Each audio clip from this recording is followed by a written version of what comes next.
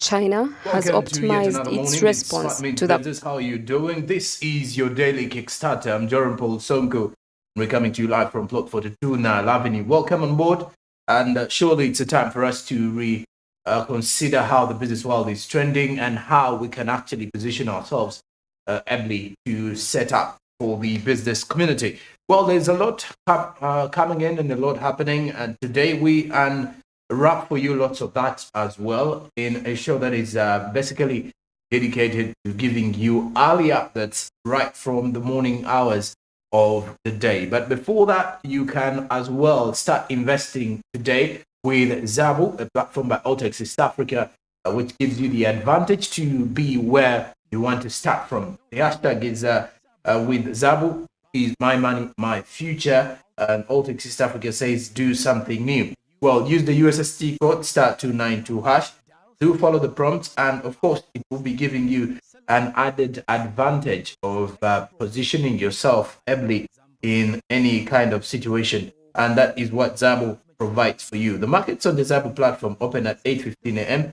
and close at 3:15 p.m. East African Standard Time. Please do note that these markets are closed over the weekend and on public holidays. Zabu says, my money, my future. And of course, you can invest with a minimum of just 15,000 Ugandan shillings or more to kickstart off your investment journey. Do remember that if you do not have an account yet with Zabu, there is something regarding investing or opening up an account with your NIN. And after opening up an account with NIN, you will be able to register with Zabu. And of course, in the next 24 hours, you'll be able to invest bonds and securities. So Zabu says, my money, my future, and it's that possible in the platform. Okay, now besides that, let's get our first update regarding the Parish Development Model Fund. Of course, it was rolled out in the financial year that we are currently in, the 2022-2023 financial year. However, money is supposed to be disbursed off to the SACCOs in order to reach out to the beneficiaries. Well, of course, the Ministry of Finance, Planning and Economic Development in the beginning of the year had to disperse off the third time they had to disperse off these particular funds to the beneficiaries. And 25 million was released in this particular one during the second quarter of the financial year. And according to some members of parliament, their beneficiaries in different constituencies have been able to receive this particular money. A total of 25 million Ugandan shillings has been dispersed to different SACCOs within the country. However, there are also trainings that are taking place in order to help out these beneficiaries to utilize this money heavily well. And then also farmers in different constituencies are calling in for the use of machinery, because they do believe that this machinery will be helpful in the long run. They are utilize this money more so in the agricultural sector. We have this particular update with the legislators having their say on the disbursement of the Parish Development Model Fund.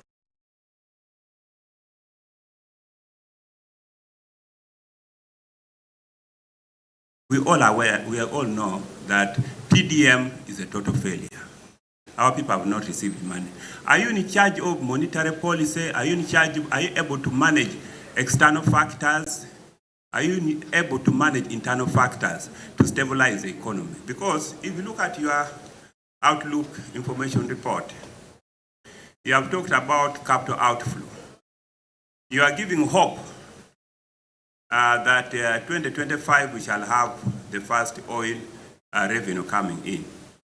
To what extent do we have capacity operating in the global economy to control external factors in terms of financing and investment in the oil sector? Honorable Minister, you have raised the issue of investment in mechanization.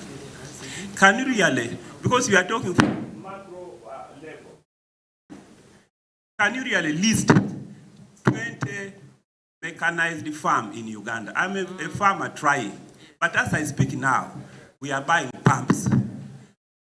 The only thing Madam Chairperson managed to get was some few tractors to some very few individuals. No, we good. Some few, that's why I'm saying very few. So where is this mechanization take place? Can you really name 20 farms where resource has gone? So that we really don't fool ourselves and the voters are listening to us. Roads in my place are terrible, like Madam Chairperson talked about gravel roads. I know we can talk about big macroeconomic issues, but can we really give some micro examples to back your statistics? The issues relating to the PDM, the performance of the PDM. Yes, sir. Honorable Ekanya appears to create the impression that it's not performing at all, which is very unfortunate. You know, the implementation of the PDM peaks from the previous programs that did not perform so well. And we are picking from that experience. So we are trying to be cautious in certain areas. And that attempt to be cautious in order to avoid a huge loss, I think the interpretation is like there's no money for PDM.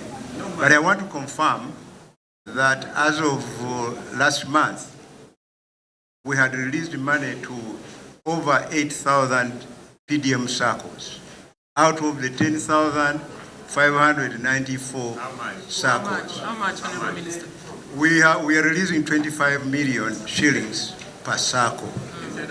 And we are on course to get the entire 100 million shillings released to each circle by the end of the financial year. What we are doing is, after releasing the money, the issue is now about getting the money from the circle to the ultimate beneficiaries. So what we are doing, a program we are conducting now, is to actually train the circles on leadership and other aspects of financial literacy before they will be allowed to release the money to the beneficiaries, to make sure that there's value for money released to the beneficiaries and that the parish revolving fund actually works effectively. Because it's money revolving around the circle, we want to make sure that the money is not being misused by the beneficiaries. There's been a lot of training at various levels. You were caught up by rain, now you are... Now we have gone to the micro level training of the beneficiaries and the operators of the circle. You know, the PDM is a long-term program. It's not a program that we are beginning and terminate tomorrow. No, it's there to stay. And as we implement it, we keep picking lessons. We keep refining it, refining our interventions. So I think we're on course. We have provided the money as required to the circles. Now, regarding the tractors, he's asking, where are they? I said some people got because I got. Yeah, some people got, yeah? Yeah, so there's evidence already. Then, in fact, just a few weeks ago, His Excellency the President was launching this scheme at Namalere. You need to visit Namalere to look at the number of tractors we have imported into the country.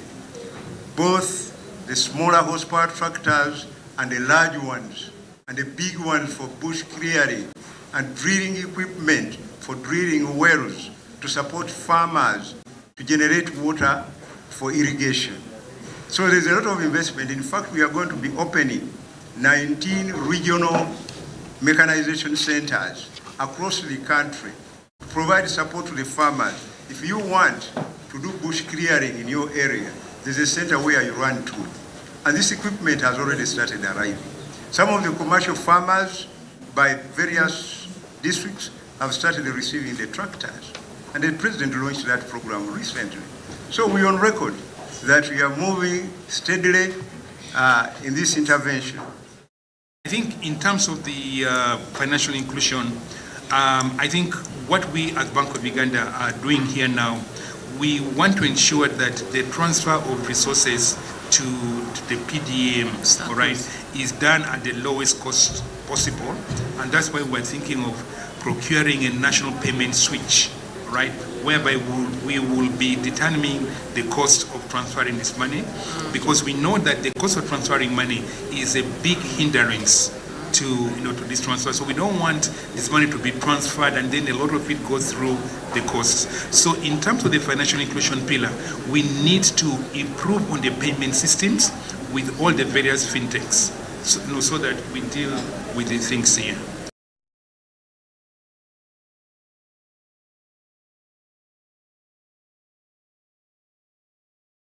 Well, now, when you look at this, the parish development model positions the parish as the epicenter of multi-sectoral community disbursement of the entire pivotal point for development, as well as the planning through which the government does intend to pursue everything that it does bring out. Now, also on the matters to do with accountability and supervision, there is a lot that comes through, and that is why the parishes have been highlighted as the key points in that space. And of course, when you look at the entire situation, the parish development model has as well got 7 pillars. And one of the key pillars includes enhancing value addition in key growth opportunities. And then there is strengthening private sector capacity to drive growth and create jobs. There is consolidation and increase of stock and quality of productive infrastructure. Now, in the long run as well, there is enhancing productivity and the well-being of the population amongst the 7 of these particular pillars of the parish development model. Well, the intention was to at least see that the entire economy or the entire households are driven into the money economy. So that means every other person relatively from the villages or from the different parishes is heading into the money economy. That is why government had to dispose of funds that were supposed to be going through these circles. And of course, according to legislators from different constituencies, however much the money is heading to the circles, there is also another huge challenge with the fact that few are benefiting of it, and then those who are benefiting being trained on how to utilize the money. But however, there is also lack of information or lack of awareness from the people who are supposed to be receiving this money and how they can actually access it.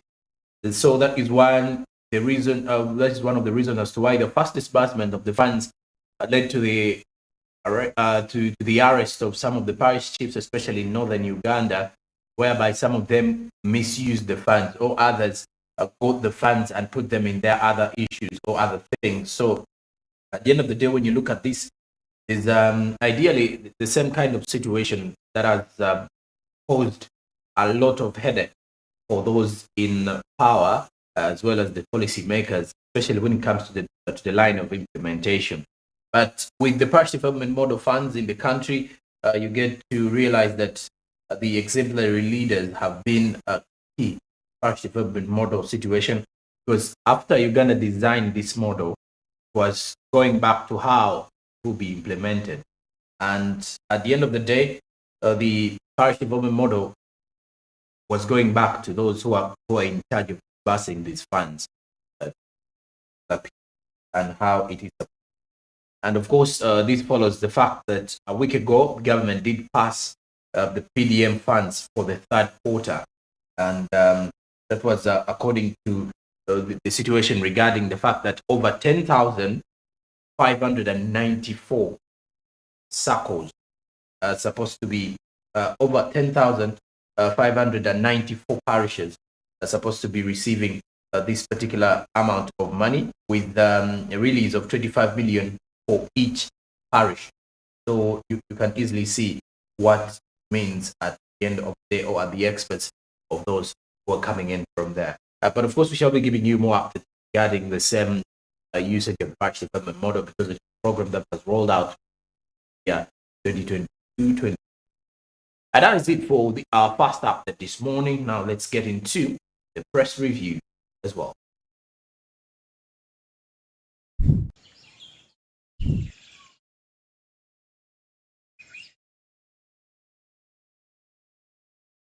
With the press review here, I have the New Vision, and of course I also got the Daily Monitor with me to give you more updates of what is coming in from the print media. Now there's an issue to do with yesterday's downpour early in the morning, as the downpour paralyzed transport within the CBD. There is a pictorial where a man is riding a boda through a section of flooded Chinawataka Road in Kampala.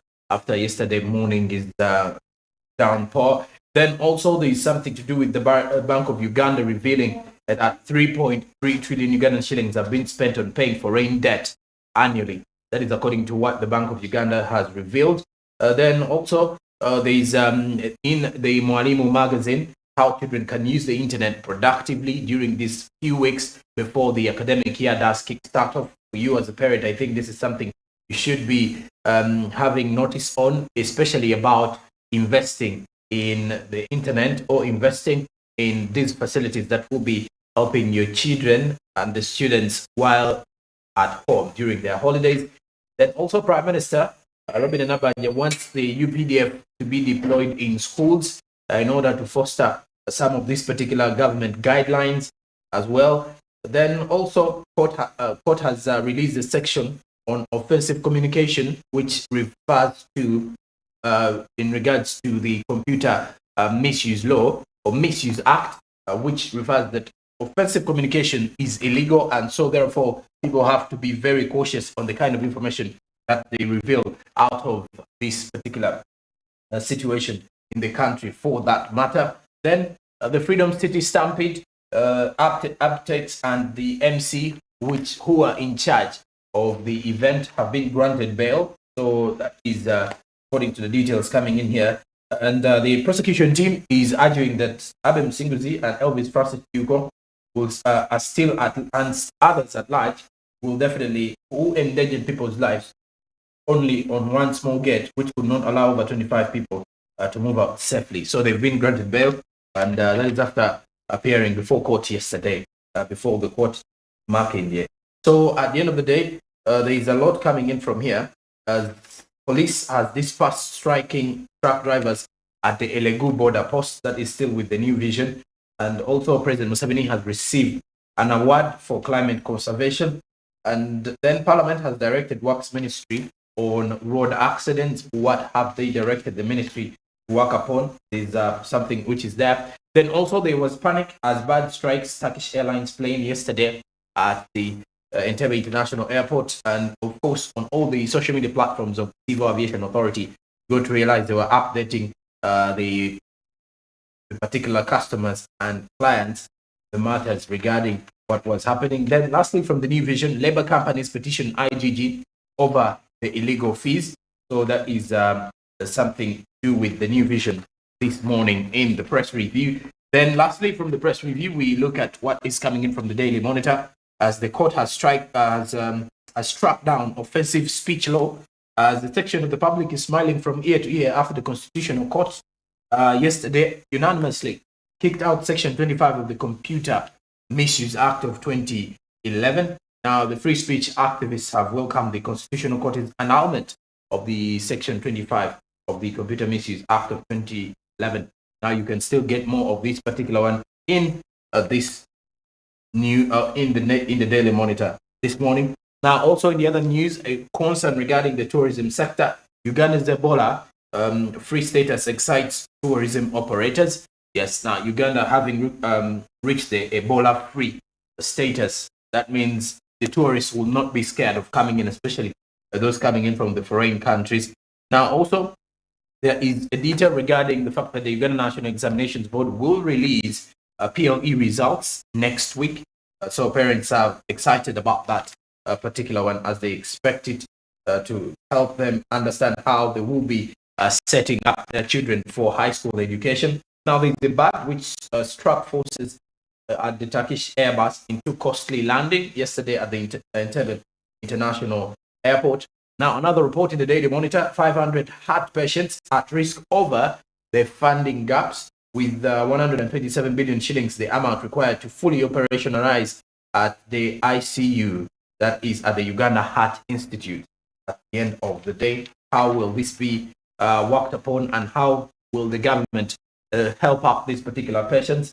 Now, also on the other hand, Abitex and others have been slapped with 4 new charges, so they've been granted bail following yesterday's presence in the magistrates court in Makindye, Kampala. Now, also a city lawyer has been arrested over 773 million theft. Who is the lawyer? You can get more of that in here. And then also still with the Daily Monitor is a pastor and a lawyer who have been jailed over 4 billion shillings as well.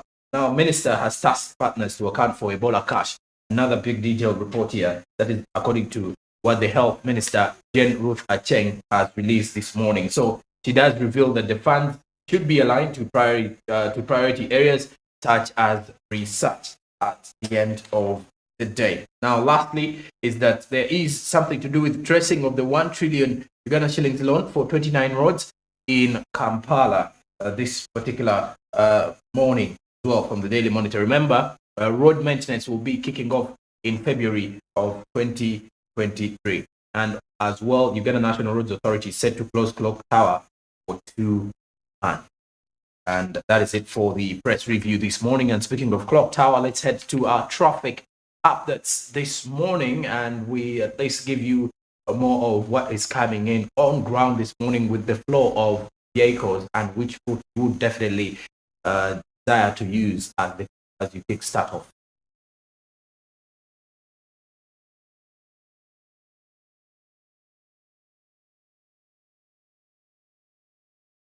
And well, of course, that is coming in from the Clock Tower this particular morning, as you can definitely see what is happening here at the end of the day. As I was actually speaking of the Clock Tower, that is how it is for the vehicles that are actually using the route coming in from Zambia. Those who are actually coming in from Zambia route, Kibuli, using that same lane. For those coming in from, as well as those who are coming in from the Gava side, but using the same lane heading to the CBD, you can definitely see that for now there is less traffic within the road, because of course the traffic officers have been heavily deployed at the moment, and so the traffic flow from the city center will not be definitely affected by some of these changes, because the police officers are heavily deployed. And well, you could definitely see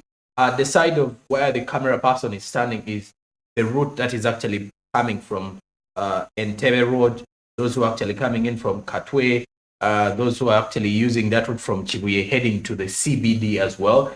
And that is one of the most busiest routes. If you look at those who are actually connecting to the city, it's one of the most busiest routes at the end of the day. But well, also on the other hand, you get to realize that the issue to do with the flyover has actually led to the elimination of the famous clock tower at the same space. So by the end of this year, we expect the flyover to be done. That is according to reports coming in. Just what we expect. But of course, you've seen there something regarding how people drive recklessly. At the end of the day, taxi driver almost hit the truck in the way he was actually moving into the city. So it is something that we should as well try to look at and see how we as the taxi operators and as well as those actually on the roads should be able to focus more on setting up and moving on safely. But of course, the traffic officers are always deployed on that same road. But however, it is highly of a good advantage for you as a traveler or as a driver to hit the road as early as 7 or as early as 6:30 or 6 in the morning, because that way you will be able to sketch or set up a map that will be able to at least help you hit the road and make it very possible for you as an individual to be on that road, or at least to beat up the traffic jam that is likely to pick up at around 8 a.m. in the morning, and of course shooting up to around 10 in the morning. But as of now, there's a swift movement of the vehicles, as you can definitely see. The border borders are as well moving on so well. So it's not something that you should be worried about. It's something that you should as well be focusing on as an individual, and as we continue to give you all these updates. But as of now, the movement of the vehicles is okay and swiftly moving, because of course it goes back to how the traffic flow is being manned by the traffic officers, who are making sure that, well, every detail regarding the traffic flow is manned so well, and that should not be a worry for anybody who is trying to route through and connect to the city. So I ideally think you as any kind of person, you should be as well trying to consider which way or how possible will be for you to hit the road, or what would be the best way for you to at least see yourself into the Kampala CBD this early morning, according to the details coming in from there. So you can see the boarders all with their helmets and of course the reflected jacket after the guideline that was the rules and effective guidelines that were apparently released last year by KCCA for those who are operating within and out of the city, to have those reflective jackets on and helmets as key priority for the border riders. But of course, like I was telling you, for the people who actually use the Entebbe route, as the camera person is rolling the lenses onto that particular side, you get to realize that is one of the busiest sides, by the way. So if you're to use that route coming in from Chibuye, Entebbe, coming in from Najana Nkumbi, and you're heading to the CBD, it is far better for you to at least hit the road 1 hour earlier.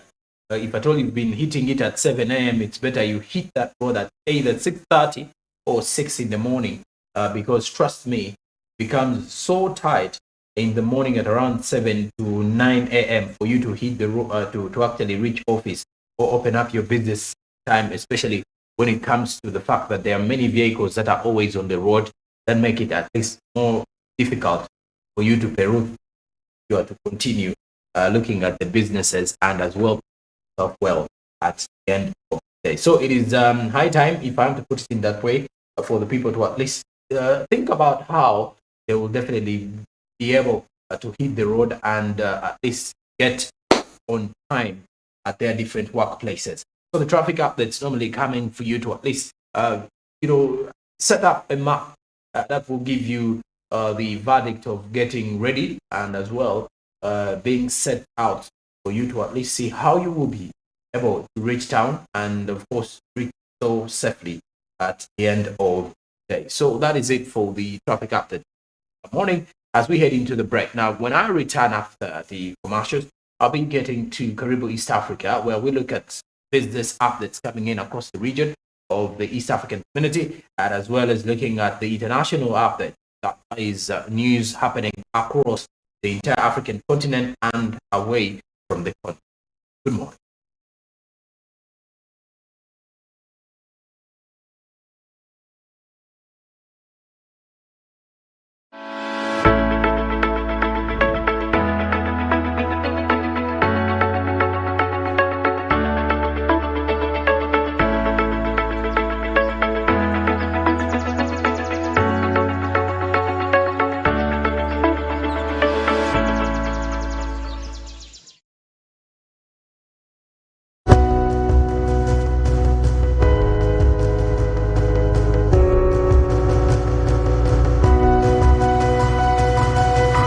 Smart24, driving business.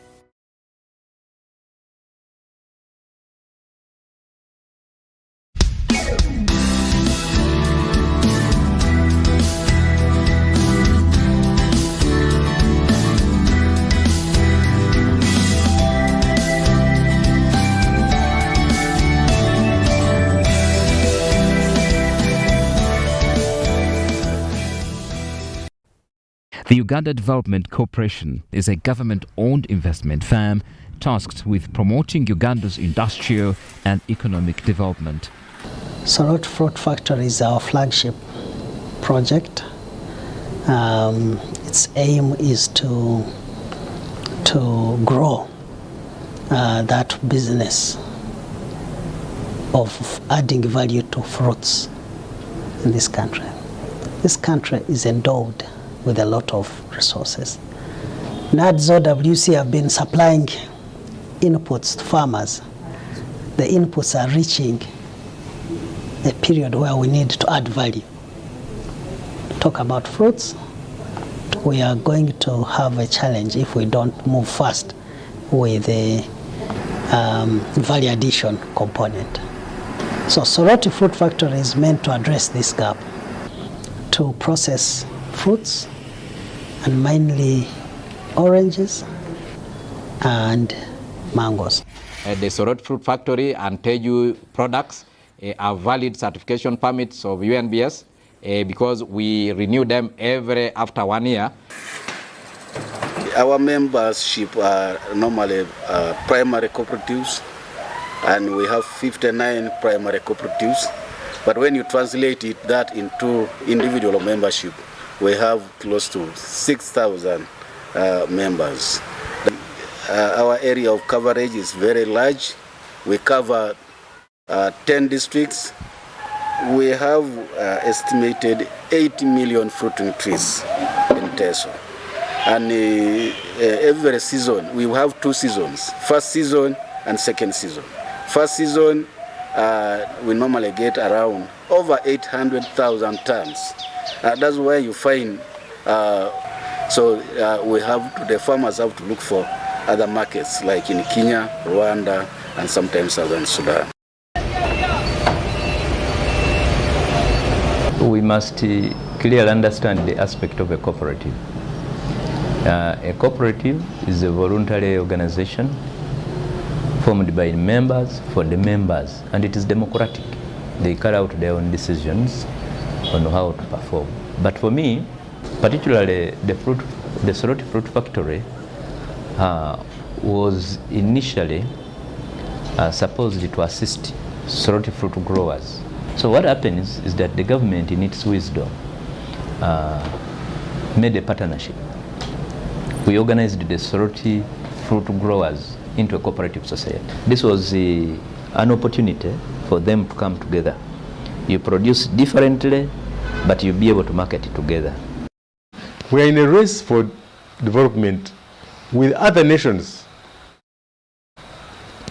This UDC is one hell of an ammunition that we can use for our country.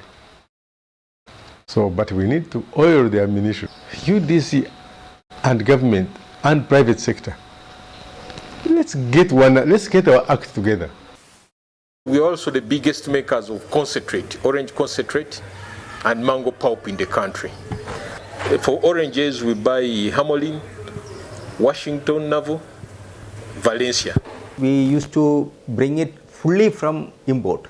Now part of this import we substituted with the Soroti orange. Like that way, and in future also we are, because it is available in good quality fruits, pulps are available now here. Do take it to Sorot Fruit Factory. I have about 280 trees. Those oranges have enabled me to do so many things. I've educated my children now. Many of them have graduated. I've managed to build my house. This fruit farm is quite productive, but this is one of the source of income for our family, to see how we can extend this farm even up to the village, because we started some in the village. If you plant the oranges and you look after them well, by the 10th year, you'll be getting 24 million from 1 acre. From 1 acre. So that's why the NRM recommended that for the 4 acres model, number 1,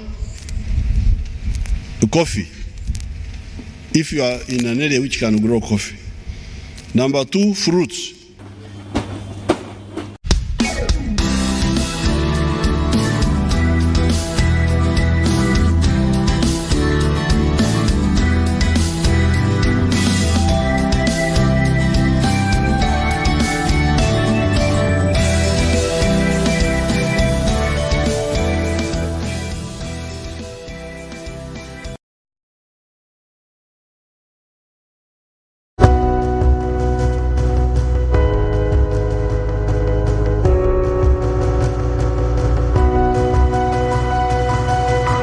Smart24, driving business.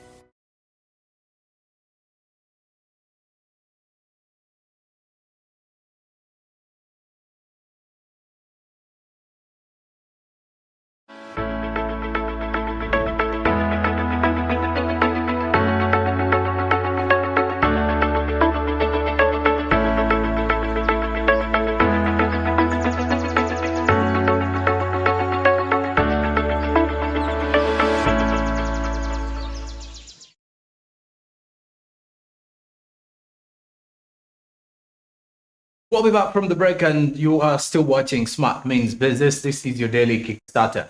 And now let's stretch our eyes to what is coming in from Caribou, East Africa. But before that, you can kickstart off your investment journey today, and as well, you can continue investing if you have an account with Zabu, which is a platform by Altex East Africa. You simply use the USSD code *292# and obviously follow the prompts to invest in government bonds and learn more about other products where you can put your money at. Well, besides that same situation, you get to realize we have more coming in from Zabu, which provides you an opportunity to invest in these government bonds. You can choose and select the preferred maturity period for your bond that you want to invest in, and with just a minimum of 15,000 Ugandan shillings, this particular bond will be available for you to invest in today. So make your money grow with the Zabu market, with the Zabu platform. The markets open at 8:15 a.m. and close at 3:15 p.m. East African Standard Time. And please do note that these markets close on public holidays and during the weekends. Now, besides that same situation, let's head to Caribou, East Africa this particular morning, as we start off with Kenya and South Africa. Now, Kenya and South Africa are apparently working together to address trade barriers, and the trade volumes between Kenya and South Africa have always been minimal compared to each country's engagements with each other's trading agreements and trading partners. But in the recent years, if you look at this, you get to realize that the leaders of the two countries have been taking steps to stimulate trade, and of course they've been coming up to set up discussions. As South Africa's president Cyril Ramaphosa was on the same mission late last year when he addressed the Kenya-South Africa Business Forum in Nairobi. And of course, when you look at the situation, according to Paul Odhiambo and an economist at the XN Iraqi, he apparently said that there are some trade obstacles between the two countries, and they're of course working hand in hand to see how they can overcome them. Now, Kenya's exports to South Africa in 2020 included gold, there was soda, and of course there was something to do with cut flowers. And in the 25 years of trade, the exports of Kenya to South Africa increased at an annualized rate of 0.49%. That is from 30.0. That is $30.7 $30.7 million in 1995 to $34.6 million in 2020. Now, Kenya also unveiled its plans to start exporting meat to South Africa from December of 2022. Now, South Africa exported $513 million to Kenya in 2020. If you're to look at that, now the main products exported from South Africa to Kenya were coal briquettes, then there was delivery trucks and semi-finished iron. And over the last 25 years, South Africa's exports to Kenya increased at an annualized rate of 2.94%, from $249 million in 1995 to $530 million in 2020. Then the two countries have rarely traded in services with each other, as if you look at and compare, you have to put a juxtaposition between Johannesburg and Nairobi. Geographically, the two are close to each other, about a 4-hour flight, and you're already in Nairobi or you're already in Johannesburg. But traders face administrative barriers selling across different trading blocks. That is, for example, the East African Community Bloc and, of course, the Southern Bloc. And that is because South Africa is a member of the Southern African Customs Union, while Kenya is in the East African Community. Now, these blocks apply tariffs and other administrative measures that restrict entry of non-members into their particular markets. And that is one of the key trade barriers that is supposed to be addressed within the discussions between Kenya's William Ruto and South Africa's Cyril Ramaphosa. Of course, Cyril Ramaphosa is highly expected to be back onto the ballot as South Africa will deciding comes to the arena. Now, also, lastly, from Caribou, East Africa, we talk Meta. Now, Meta has apparently closed its East African content moderation hub, and Meta, which is with the parent, which now the parent to Facebook, Meta's East African content moderation hub is shutting down, as the social media giant third-party contractor moves away from policing harmful content. Now, that means they are cutting around 200 staff and leaving several employees without work permits. Now, the owner of Facebook, WhatsApp, and Instagram first contracted Summer 2017 to assist with labeling data and training its artificial intelligence, hiring around 1,500 employees. But within 2 years, the Nairobi office was moderating some of the most graphic and harmful material on Meta's platforms, including beheadings and child abuse. Now, Summer staff were told on Tuesday morning that the company would focus solely on labeling work, also known as computer vision data annotation, which includes positioning animations in augmented reality filters such as bunny ears. Now, Summer's content moderation services will end in March this year, allowing for a transition period for Meta's new third-party contractor. Now, Meta, on the other hand, will apparently continue to employ 1,500 Summer staff for data labeling. Now, on the other hand as well, the news comes 2 months after Meta announced it would be cutting its global headcount by 13%, or around 11,000 employees, as the social media company suffers from falling revenue, as a slump in digital advertising and fierce competition from rivals, including TikTok, does continue. One person familiar with the operation said Meta did not want a gap in services used in its position to push Summer, that is the Summer source, to offer moderation services for longer than the contractor wanted. Now, the Nairobi office focused on content generated in the region, including about the civil conflict in Ethiopia, which Meta is currently being sued for over claims that posts incited violence. Meta's policies, Meta's policies ban, according to details regarding hate speech and incitement to violence. The social media group now employs more than 15,000 content moderators worldwide. And then it said it had a new partner in place that is bringing out its moderation capabilities, which do look the same. Then Luxembourg-based Majorel, which has already led moderation services in Africa, short-form video app TikTok, is said to be taking on the contract, according to 2 people with knowledge of the particular changes that Meta is said to apparently process coming few months within Africa. And that is it for Karibu East Africa. For that matter, we now cross over to the SMB National Update.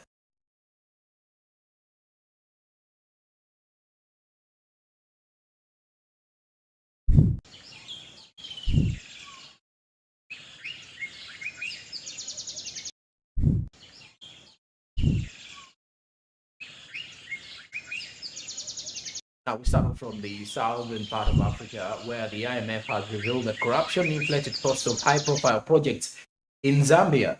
Now, the IMF said on Tuesday that corruption had inflated the cost of numerous high-profile tenders and infrastructure projects in Zambia, as at the request of local authorities, an IMF Interdepartmental Governance Diagnostic Assessment mission conducted last year that a study which focused on governance weakness and corruption vulnerabilities in Zambia apparently revealed this. Now, the assessment revealed serious weakness across all state functions. However, those with particular macroeconomic impact were found in areas including public financial management, granting and managing contracts in the mining sector that is in the Zambian country. Now, the IMF diagnostic says corruption became particularly institutionalized during 2016 to 2021 period. Zambia's current leader vowed upon his election 2 years ago to show zero tolerance for graft. So Hakainde Hichilema's first targets were members of the government of his predecessor. Many arrests have, however, ended in bail, with defendants denying the charges. So, according to this assessment by the International Monetary Fund, the diagnostic says corruption became particularly institutionalized during the 5 years of 2016 to 2021. But ever since the new Zambian president came into power, that is His Excellency Hakainde Hichilema, there has been a very huge fight against corruption. And of course, his first target was looking at the government officials, or those who are actually holding high positions of office in government, who are actually championing corruption and, of course, having more to say about the bribery cases in that regard. Okay, and away from Zambia and what the International Monetary Fund has got to say, in Egypt, on the other hand, its president has warned of difficult times as inflation continues to rise in the North African country. Egypt continues to battle sagging inflation amidst a dramatic slide of its currency, as many Egyptians struggle with price hikes, according to what the country's Statistics Bureau revealed. Now, the state-run Central Agency for Public Mobilization and Statistics released figures on Tuesday showing that the annual inflation was at 21.9% last month, up from 19.2% in November. Now, that is in comparison with the 6.5% in December 2021, before inflation ballooned in 2022, following the outbreak of Russia's war on Ukraine that rattled the world's economy. Now, prices in Egypt across many sectors, from food items and medical services to housing and furniture, at the end of the day, the higher inflation has inflicted heavy burdens on consumers, especially lower income households. Nearly 30% of Egyptians are living in poverty, according to official figures. Now, most of Egypt's more than 104 million population has suffered due to inflation since the government embarked on an ambitious reform program in 2016 to overhaul the country's battered economy. Now, the program, on the other hand, included painful austerity measures like the flotation of the Egyptian pound and the slashing of subsidies for fuel, water, and electricity. Now, the government has sought to curb state spending, halted the implementation of costly new projects that consume foreign currency, and as well ordered on state agencies to embark on austerity measures. Now, decisions in the recent month by the Central Bank of Egypt, that is the CBE, to raise its main interest rate and devalue the pound have set off an economic shock that hit millions who found their savings running low as the cost of living surged. Now, on the other hand, the measures were meant to fight increasing inflation and meet the requirements of the International Monetary Fund for a bailout loan amid the shortage of foreign currency. Now, last month, the Central Bank of Egypt announced it aims to bring down inflation to about 7% by the fourth quarter of 2024, though it was not clear on how that would happen amid the current trends. Now, the International Monetary Fund approved the $3 billion support package for Egypt after a series of reforms, including the valuation. Now, the United States currency traded on Tuesday at 27.5 pounds for only $1. And of course, that is it with Egypt, which is continuing to tremble and struggle with continuous cases of inflation. Now, lastly, from the international outlets, we head back to Pakistan, where we apparently got to realize yesterday that the IMF, that apparently Pakistani's Prime Minister was likely to meet a delegation of the IMF in Geneva. But now this time around, international donors have pledged over $9 billion, that is approximately 7.4 billion pounds, to help Pakistan recover from the devastating floods that hit the country last year. Now, it amounts to more than half of the estimated 16.3 billion Pakistan needs to recover from this particular disaster. Now, last year, floods killed at least 1,700 people and displaced 8 million more and destroyed a lot of the infrastructure within Pakistan. Now, these particular pledges come as Pakistan continues negotiations over the next installment of an international bailout. Now, the Islamic Development Bank, the World Bank, and Saudi Arabia were some of the biggest donors on this matter. Now, the European Union, the United States, China, and France also made contribution to Pakistan, and it came after the UN Secretary General Antonio Guterres called for major investments to help Pakistan recover from what he called a climate disaster of a monumental scale. Now, on the sidelines of the conference, Pakistan reiterated its commitment to completing a bailout program with the International Monetary Fund too. Now, it came as the IMF has yet to approve the release of a $1.1 billion, which was originally due to be made in November of 2022. Now, the nation of 220 million people has been struggling for years to stabilize its economy. Now, last week, the government ordered shopping centers and markets to close early every day to help save electricity. Pakistan generates most of its power using imported fossil fuels. Now, the global energy prices jumped last year, putting further pressure on the country's already dwindling finances. Not only that, though, to pay for those energy imports, the country needs foreign currency, especially the United States dollars, to ensure that this does not affect the economy. However, Also, on the other hand, the Pakistan government saw its reserves of foreign currencies fall by about 50% last year. So the country continues to suffer from the shocks that it apparently experienced after the floods that apparently hit the country in 2022. Now, not only that though, if you're to look at the situation regarding over 1,700 people recorded as dead, and also 8 million and more people were displaced, also leading to the destruction of infrastructure in Pakistan. Now, the international donors have played. They are not yet done with bringing up this money, but they've pledged over 9 billion US dollars. But as well, the IMF also pledged to bail out Pakistan with the 1.1 billion US dollars. So if you add onto that, and in case it comes in time, it will be roughly 10 billion US dollars that will be helpful for Pakistan to bail them out following those particular disastrous floods that hit the country in last year, causing a lot of miscomfort and misfortunes for quite a number of people in Pakistan. And of course, the government in Pakistan struggling to stabilize its economy for the last few years. So that means these bailout funds will be quite helpful and important once this occurs. And well, that is it for the SMB International updates this particular morning. And you can as well add us up on our socials. That is Smart24 TV on Twitter, Smart24 TV official on Facebook, and as well you can go onto our Instagram, that is Smart24_TV for more business updates on a daily. But do remember, we're on mainstream channel 372 on DSTV and channel 394 on GOTV. But also remember, you can go onto our YouTube channel where we are streaming live, Smart24 TV Live. Do remember to hit the subscription button as we are on the road to 2,000 subscribers on the go. And for more business updates, both local and international, you can go onto our website, www.smart24.tv, for more of those ones. You can follow me up as well on Twitter, Facebook, and Instagram at Joram Paul Sonko. Well, after the break, when I do return, I do have more business updates coming in, which as well include the business tips and the business quotes coming your way. So keep it Smart24 TV, where as well in that same third hour of the show, we shall be looking at the updates coming in from the sports business as well as those from the entertainment business for you to keep up to speed with the business world 24/7. Good morning.